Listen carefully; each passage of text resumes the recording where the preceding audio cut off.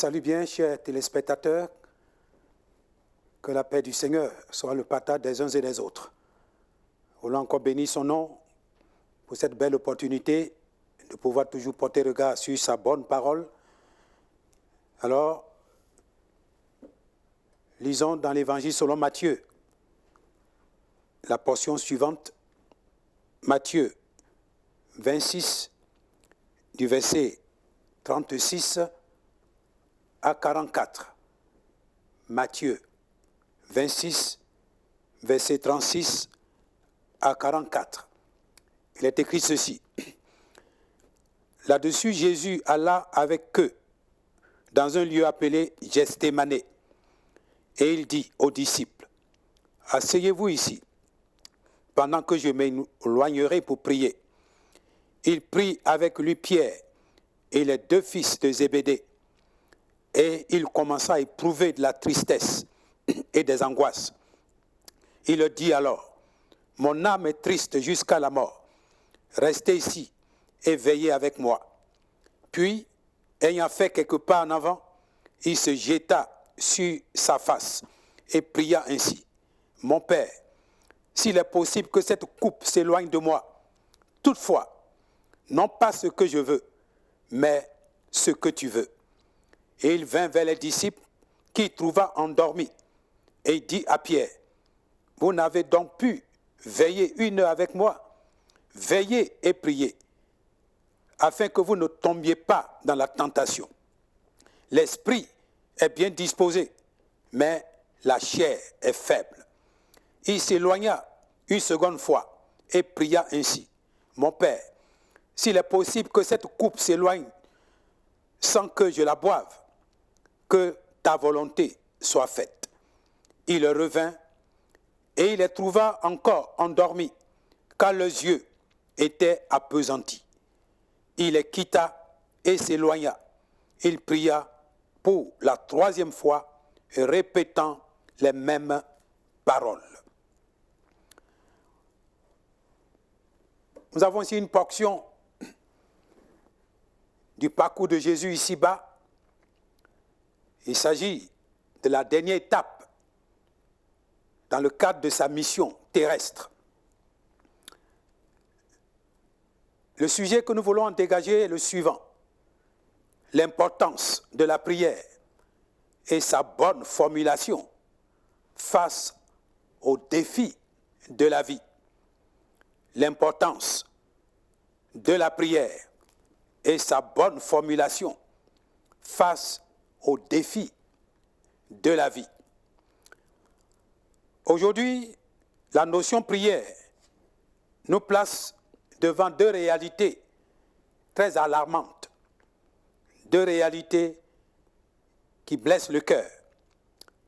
D'abord, la prière n'a qu'une formule purement religieuse et traditionnelle. Elle est souvent adressée à diverses sortes de divinités conçues par l'homme lui-même. Ce qui veut dire que prier, prier, prier, puis on entend ça partout. Mais c'est conçu par l'homme et adressé à des divinités fabriquées par l'être humain. La deuxième réalité alarmante, c'est en milieu chrétien. La prière négligée n'est même pas considérée par plusieurs soi-disant chrétiens. C'est ce qui apparaît dans le comportement des disciples qui étaient en compagnie de Jésus à Gethsémanée. Ils étaient avec le maître. Le maître avait sur le cœur un lourd fardeau. Le maître était en train de prier. Mais eux, ils dormaient. Ils ne s'en préoccupaient même pas. C'est comme, ce n'est pas leur affaire. Ces 2 réalités sont en vogue dans le monde aujourd'hui. D'un côté, beaucoup donnent l'impression de prier, mais ils s'adressent à des divinités bizarres, fabriquées par eux-mêmes. Et de l'autre côté, surtout en milieu chrétien, la prière négligée, la prière méprisée. Et on passe le temps dans d'autres choses. Et on n'a même pas le cœur assoiffé de la présence de Dieu. Notre préoccupation va se focaliser donc du côté des chrétiens. La manière dont la prière est traitée en milieu chrétien. Et c'est pourquoi nous allons nous focaliser sur cette parole que Jésus a prononcée en s'adressant aux disciples. Veillez et priez, afin que vous ne tombiez pas dans la tentation. L'esprit est bien disposé, mais la chair est faible. Alors, quelle est la définition de la vraie prière biblique? Quand Jésus dit veillez et priez, quelle est donc son importance pour le chrétien en ces temps de la fin? Et comment faire pour formuler une prière de qualité? Voilà les trois préoccupations sur lesquelles nous voulons porter notre regard. La première donc, ce qu'est la prière biblique. À la lumière de la Bible, la prière est définie en général comme étant l'expression pratique d'une vraie vie de piété. L'expression pratique d'une vraie vie de piété. La piété, d'abord, c'est l'évidence de la crainte de Dieu. Ensuite, c'est l'évidence de l'amour pour la personne de Dieu. Et enfin, c'est l'évidence d'un cœur assoiffé d'être en communion avec Dieu, dans le désir ardent de sa présence. Craindre Dieu, c'est le respecter quand on sait qu'il existe bel et bien. L'aimer, c'est avoir un cœur vraiment attaché à sa personne. Et c'est à partir de cet amour-là qu'on a ce ardent désir de jouir partout, en tout temps, de sa présence. Ainsi donc, la prière, c'est la bonne manière de se maintenir en communion dynamique avec Dieu, afin de pouvoir lui présenter nos besoins. C'est l'occasion de communion, d'échange avec lui, quand on sait qu'il existe bel et bien et qu'il est la source de la solution à tous nos problèmes. Alors, on a le cœur assoiffé d'être en communion avec lui. Toute la vie de Jésus, tout son parcours ici-bas a été caractérisé par la prière. Quand il est venu ici-bas pour nous en donner le modèle, l'exemple. Non seulement sa vie a été le modèle, l'exemple, mais il a enseigné aux disciples pour qu'ils sachent comment développer une bonne communion avec Dieu le Père. Quelle est l'importance d'une telle prière? En quoi est-il important donc d'avoir une bonne communion avec Dieu? De savoir mettre du temps à part pour échanger avec Dieu. 4 raisons établissent pour nous ce qu'est l'important de la prière dans la vie du chrétien. La première raison, d'abord la prière permet d'avoir une relation intime et profonde avec Dieu pour tonifier notre vie spirituelle. Car dans la déclaration que Jésus a faite, quand il a dit « Veillez et priez », afin que vous ne tombiez pas en tentation, il va ajouter ceci, « L'esprit est bien disposé, mais la chair est faible. » Or, par la prière, c'est là que notre esprit va être tonifié, va être affermi, va être fort, courageux, pour que nous puissions avancer. Mais quand l'esprit est dans un état de faiblesse, alors que la chair est déjà faible, ton corps ne peut pas t'aider. Les réalités humaines, terrestres, ne pourront pas t'aider.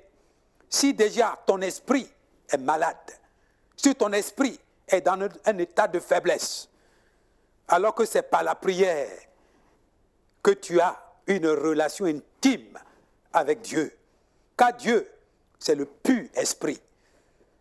Et c'est lui qui a déposé en nous ce trait qu'est l'esprit qui est en nous. Car l'être humain est fait de 3 parties. Il a un corps, il a une âme, il a un esprit. Et c'est par l'esprit qui est en moi là que je suis en communion avec Dieu qui est pur esprit. Les animaux n'ont pas cet esprit en eux. C'est quoi? Les animaux n'ont pas une communion avec Dieu. C'est pourquoi Dieu n'a pas de relation avec les animaux pour échanger avec eux. C'est avec l'humain qu'il a créé à son image, selon sa ressemblance. C'est pourquoi la prière permet d'avoir une relation intime et profonde avec Dieu pour que notre esprit soit tonifié, notre vie spirituelle soit de qualité. Deuxième raison, la prière permet d'éviter de tomber dans la tentation, dans les pièges de l'ennemi.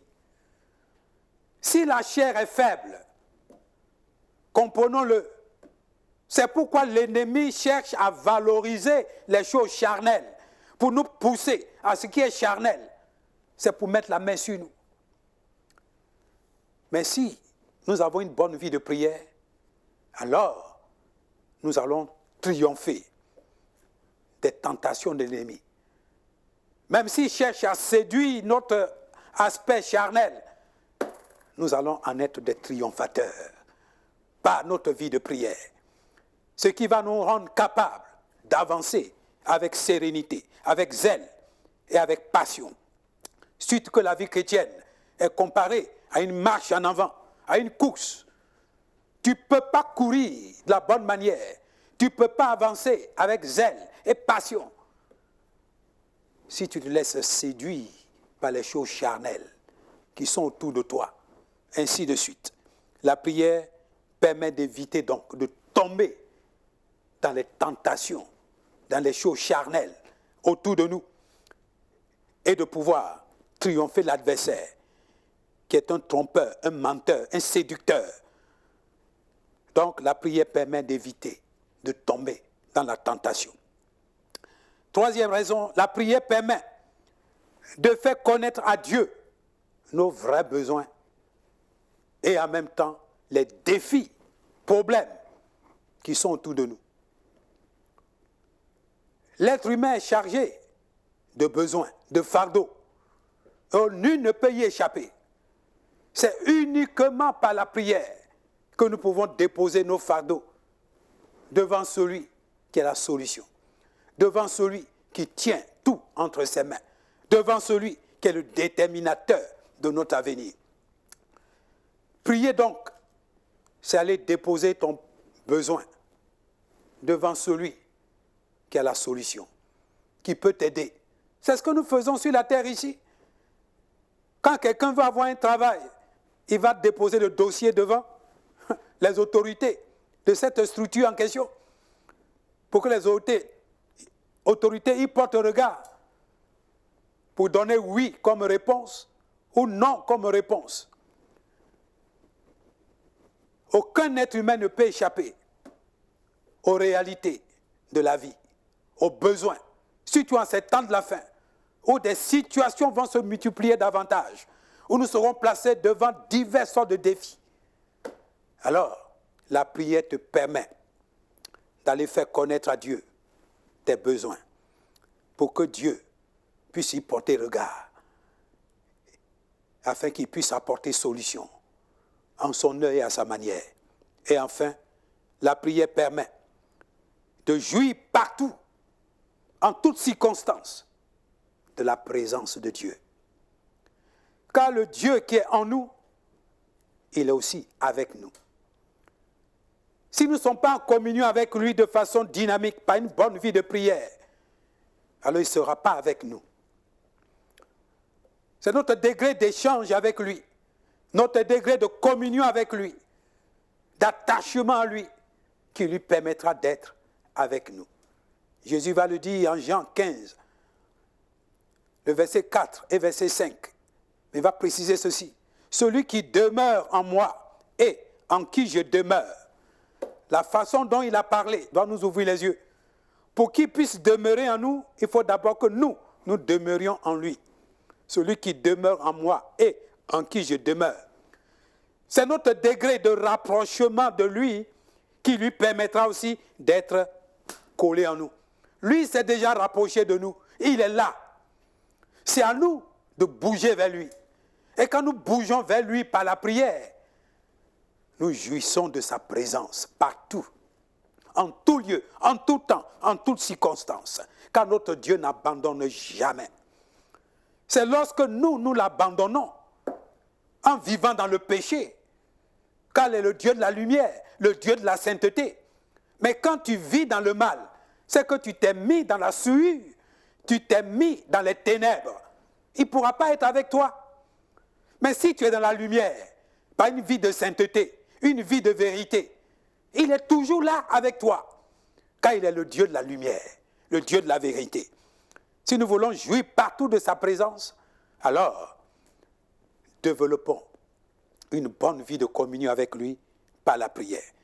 Voilà les 4 raisons qui doivent donc disposer un vrai chrétien, une vraie chrétienne, à rechercher partout la présence de Dieu, à veiller et à prier. Mais quand on ne connaît pas ces raisons-là, alors on vit n'importe comment. Oui, cherchons donc à avoir une bonne relation avec Dieu. Cherchons à tout faire pour éviter de tomber dans la tentation. Cherchons à lui faire connaître nos besoins. Et cherchons à jouir de sa présence, en tout lieu, en tout temps, en toutes circonstances. Alors comment faire pour formuler une bonne prière, pour que nous puissions bénéficier des grâces de Dieu? Ici, nous voulons laisser l'exemple de Jésus nous guider. Quand il est venu ici-bas pour être notre modèle, il est l'homme parfait. Il est l'unique chemin par lequel nous pouvons être connectés au Père Céleste. Et la manière dont il a prié, nous devons y adhérer, afin de pouvoir mettre nos pas dans ses pas.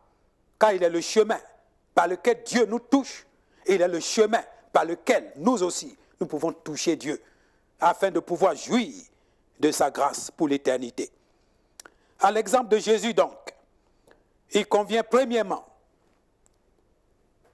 de nous tenir dans l'intimité pour prier d'une manière efficace, savoir se tenir dans l'intimité. Dans le verset 36 que nous avons lu, il est dit ceci vers la fin du verset, mais lisons tout le verset. Jésus alla avec eux dans un lieu appelé Gethsémane et il dit aux disciples, « Asseyez-vous ici, pendant que je m'éloignerai pour prier. » L'expression « je m'éloignerai pour prier », c'est pour se mettre dans un lieu comme d'intimité, pas pour se mélanger aux autres, mais se mettre à part. Je m'éloignerai pour prier. Au verset 39, puis ayant fait quelques pas en avant, il se jeta sur sa face et pria. Ayant fait quelques pas en avant, quand il était parti avec 3 disciples, en s'éloignant des autres.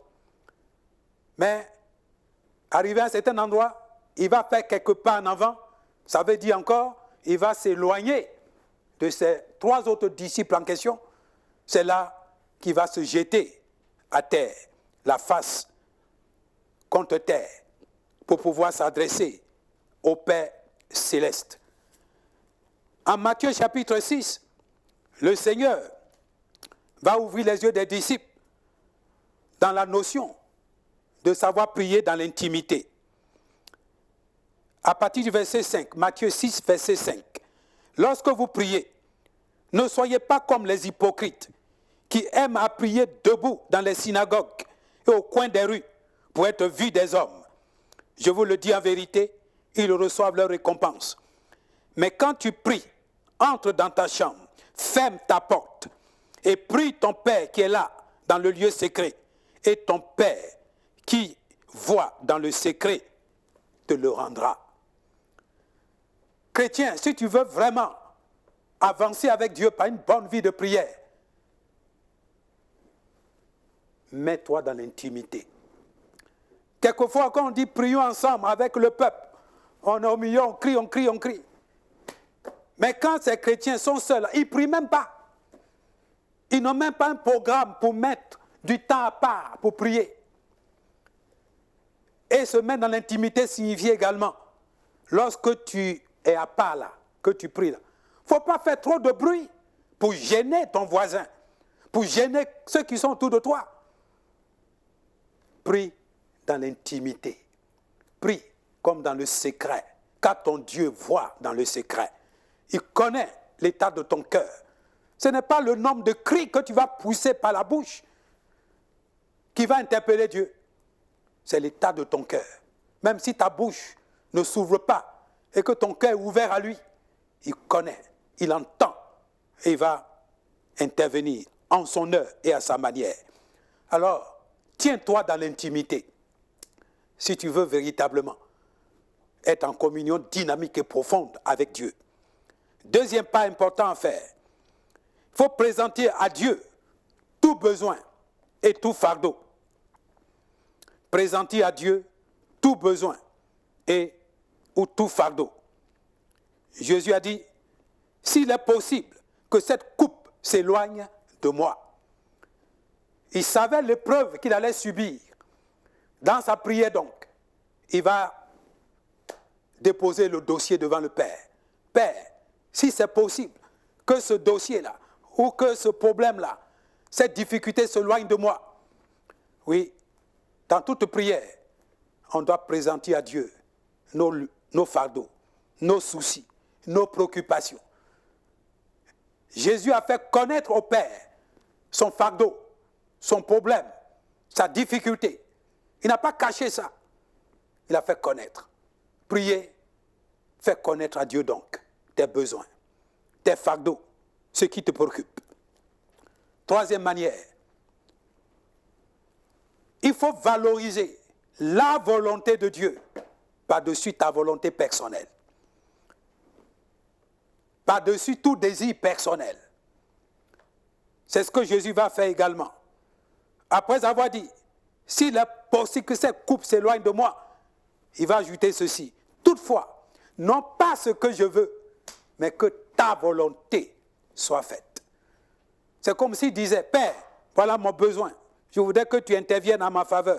Mais toutefois, pas ce que je veux, que toi, ta volonté soit faite. Présenter à Dieu nos besoins, c'est vrai, c'est bon, c'est normal, mais il faut valoriser par-dessus la volonté de Dieu. Ça, c'est un signe de respect, un trait évident, que tu reconnais que Dieu est ton patron, est ton gouverneur. Car malheureusement, beaucoup, quand ils prient, leur manière de prier, c'est comme s'ils sont les patrons de Dieu. Et Dieu, donne-moi, hein, sinon, comme s'ils prêts à faire coup de poing contre Dieu. Ils sont là pour donner des ordres à Dieu, comme pour obliger Dieu à faire leur affaire. Jésus n'a jamais fait ça. Père, si ces coups pouvaient s'éloigner de moi, toutefois, non pas ce que moi je veux, mais que ta volonté soit faite. En mettant en priorité la volonté du Père, ça veut dire que Jésus respecte le Père qu'il a envoyé ici-bas. Il sait qu'il est venu non pas pour lui-même, il est venu pour accomplir la volonté du Père.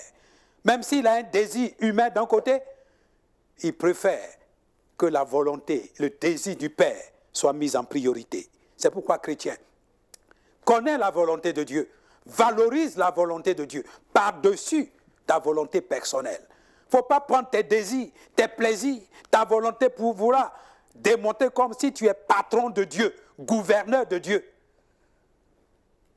En agissant ici, c'est un trait d'orgueil. C'est que tu n'es pas en bonne relation avec Dieu. C'est que tu ne connais pas ce Dieu-là. Et enfin, quatrième manière, il faut être persévérant. Jésus va répéter sa prière 3 fois. Ce n'est pas 3 fois qu'il va adresser cette requête au Père. Ce qui apparaît aussi dans l'exemple de l'apôtre Paul. Dans 2 Corinthiens 12, versets 7 à 10, Paul avait un gros problème. il dit qu'il a prié 3 fois. 3 fois. C'est pour dire, il faut être persévérant. Il faut être persévérant. Car Dieu, s'il doit intervenir, s'il doit agir selon sa volonté, il va agir en son heure, en son temps. C'est lui qui gère le temps et l'espace. Souvent, on pense que, parce que j'ai parlé, automatiquement, je dois avoir la solution aujourd'hui. Ce n'est pas toi qui gères le temps et l'espace. C'est Dieu. Si tu respectes qui il est, que tu connais, qu'il a une volonté qui doit être accomplie dans ta vie, apprends à persévérer dans la prière. La persévérance, c'est une manière de se maintenir connecté à lui, quelle que soit la douleur, le problème, la lourdeur de la situation. Voilà donc les 4 manières de faire pour que nos prières puissent apparaître devant le Père avec sérénité. Sachons mettre du temps à part, nous tenir dans l'intimité. Sachons lui présenter nos fardeaux, nos problèmes avec honnêteté.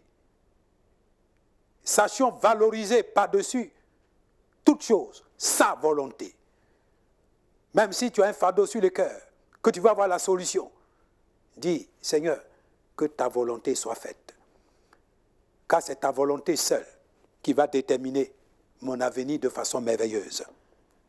Et apprenons à être persévérants. Surtout en ces temps de la fin. Les situations vont se multiplier. Les problèmes vont se multiplier. C'est pour nous apprendre à prier avec persévérance. Mais ceux qui ne persévèrent pas dans la prière, voilà des gens qui n'ont pas une vie de qualité et qui n'auront pas un bel avenir. Mais si nous savons persévérer, alors Dieu se plaît à notre compagnie. Captons donc ces principes, non seulement de l'exemple de la vie de Jésus, mais également des instructions qu'il a données en disant « Veillez et priez » afin que vous ne tombiez pas dans la tentation. Car l'esprit est disposé, mais la chair est faible. Alors, que Dieu bénisse ces paroles donc, dans chacun de nos cœurs, pour qu'en ces temps de la fin, nous puissions accorder l'importance à la vie de prière et la formuler de la bonne manière pour que Dieu en tire gloire et honneur. Que Dieu vous bénisse bien. Amen.